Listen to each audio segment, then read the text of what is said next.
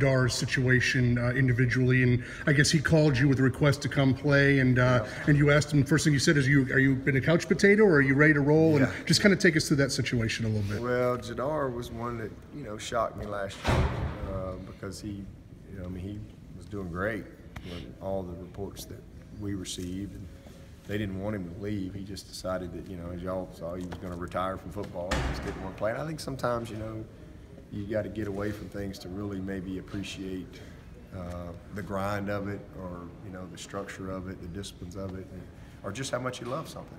And I think that's the case for him.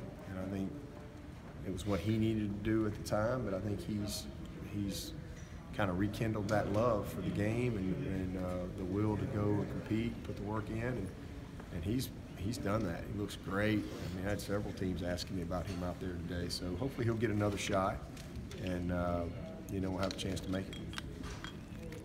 When he went through that situation, he first decided that he was going to come back. He said he came to you and kind of talked to you a little bit. He did. Then. What was your advice for him at that point?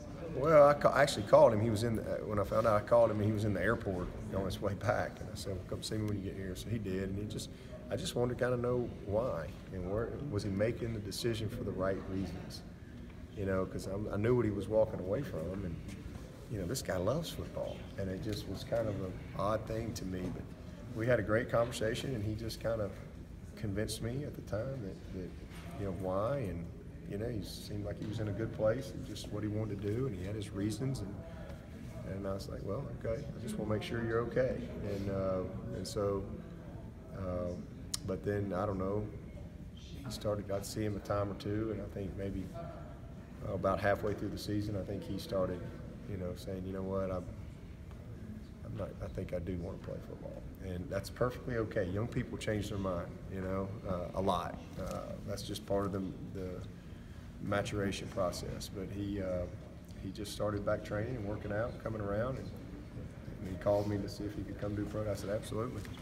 Love to see you give it another shot. So happy to see him give it another go. Dabo, we live in a time where prioritizing mental health is becoming more and more prevalent. So how important is it for younger athletes and younger kids to see a guy like Jadar prioritize his mental health over his career? Well, I think it's great. I mean, it's probably the biggest issue, in athletics, not just football.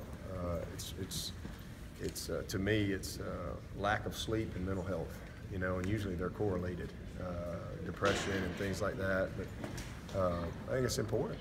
I think it's great to when young people are willing to say, hey, I need some help with this, or communicate, because oftentimes they don't, and you don't find out if there's some type of problem until it's too late.